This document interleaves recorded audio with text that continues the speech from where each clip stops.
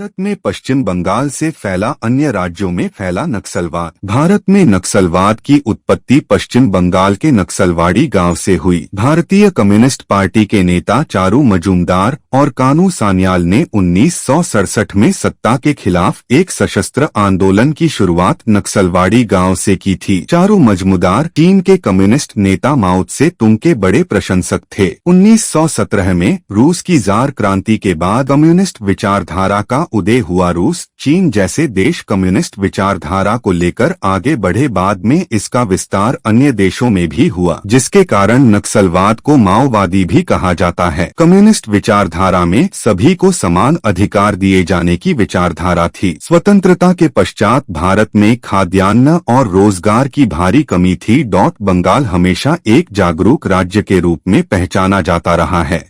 अंग्रेजी शासन काल में भी यहाँ पर नागरिक अपने अधिकारों को लेकर सजग होते थे। स्वतंत्र भारत का पश्चिम बंगाल कम्युनिस्ट विचारधारा से प्रभावित था। 1967 में जब पहली बार नक्सलवाड़ी से सशस्त्र आंदोलन शुरू हुआ, उसके बाद सामाजिक व्यवस्था के सबसे निचले समुदाय में अधिकारों को लेकर ज्यादा सजगता और लड़ने की क्षमता देखने को मिली। पश्चिम बंगाल देश का ऐसा पहला राज्य है जहां आज भी दुकानदारों, औद्योगिक संगठनों, अन्य छोटे छोटे संस्थानों में अधिकारों को लेकर सबसे ज्यादा धरना प्रदर्शन पश्चिम बंगाल में होते हैं। यहाँ कई किलोमीटर लंबे जुलूस निकालते हैं। आज भी छोटी छोटी दुकानों और प्रतिष्ठानों के सामने लाल झंडा लिए धरना देते हुए लोग पश्चिम बंगाल में ही बैठे हुए दिखते हैं।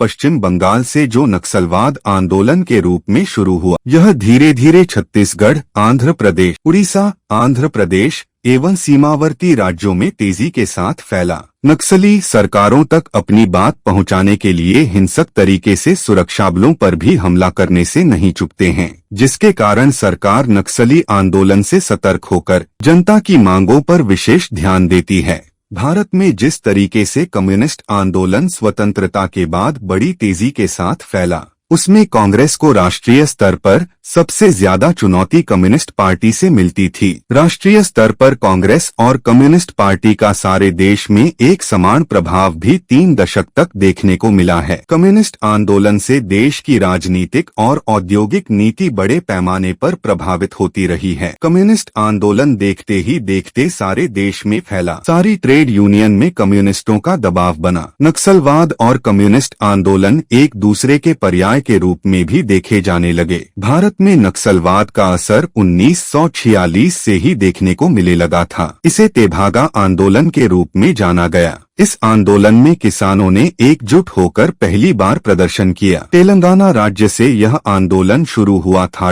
1962 में भारत और चीन के बीच युद्ध हुआ। उसके बाद से माओवादी आंदोलन भारत में तेजी के साथ बढ़ते चले गए। यह माना जाता है कि भारत में कम्युनिस्ट आंदोलन को चीन से समर्थन मिलता था। 1967 में नक्सलवाड़ी गांव के किसानों ने जो विद्रोह किया, उसमें कम्युनिस्ट नेताओं ने राज्य के भूमि मालिकों, जमींदारों के विरुद्ध भूमिहीन किसानों को भड़काया गया। इसका नेतृत्व चारू मजूमदार एवं उनके करीबी सहयोगियों ने किया। विद्रोहियों ने आसपास के गांव में आंदोलन चलाया। बड़े पैमाने पर जमींदारों के खिलाफ लूटपाट हुई। वर्षों तक हिंसक घटनाएं पश्चिम बंगाल में होती नहीं। माना जाता है नक्सलवाद को पीपुल्स रिपब्लिक ऑफ चाइना का भी समर्थन प्राप्त था।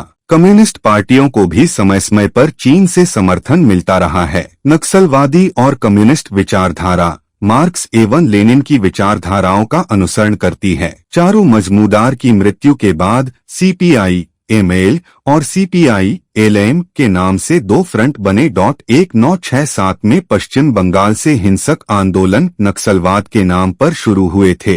कम्युनिस्ट आंदोलन में इसकी विचारधारा ट्रेड यूनियन से भी जुड़ गई। जमींदारों और उद्योगपतियों के खिलाफ देश भर में आंदोलन शुरू हो गए। 60 के दशक में देश में नारे लगते थे, जिसमें कहा जाता था टाटा बिरला की सरकार नहीं चलेगी, नहीं चलेगी। जमींदारों और उद्योगपतियों के खिलाफ बड़े पैमाने पर आंदोलन भारत में हुए। भारत में 1960 से लेकर 1990 के दशक तक नक्सलवादियों और कम्युनिस्ट आंदोलन एवं राजनीतिक दल के रूप में कम्युनिस्टों का बड़ा बोलबाला था। पश्चिम बंगाल और आंध्र प्रदेश में उच्च जाति की प्रभावशाली लोगों और राजनेताओं को निशाना बनाकर सामूहिक हत्या और हमलों का दौर भी चला। 1980 के बाद भारत में हरित क्रांति की बयार बहने से खाद्यान्न की समस्या खत्म हो गई, विदेशों के ऊपर निर्भरता कम हुई, रोजगार के क्षेत्र में बेहतर स्थिति बनी, लोगों का जीवन यापन पहले की तुलना में अच्छा हुआ, जिसके कारण 1990 के बाद से यह आंदोलन धीरे धीरे कमजोर होता चला गया। नक्सलवाद का सबसे ज्यादा प्रभाव भूमि सीमा कानूनों का अपवंचन, सीलिंग कानूनों से जमींदारों को छूट, समाज के शक्तिशाली वर्गों द्वारा गरीबों के प्रति अन्याय, भूमिहीन व्यक्तियों की जोत वाली जमीनों पर अतिक्रमण और कब्जा, भूमिहीन गरीबों के लिए सार्वजनिक भूमि पर अधिकार का अभाव, आदिवासी भूमि के हस्तांतरण पर रोक, आदिवासी जनजातियों के पुनर्वास, उनके जीवन यापन में आने वाली कठिनाइयां तथा आदिवासियों के कब्जे वाली जमीनों पर कानून बनाकर कब्जा करने की प्रवृत्ति के विरोध में नक्सलवाद आंदोलन बड़ी तेजी के साथ भारत में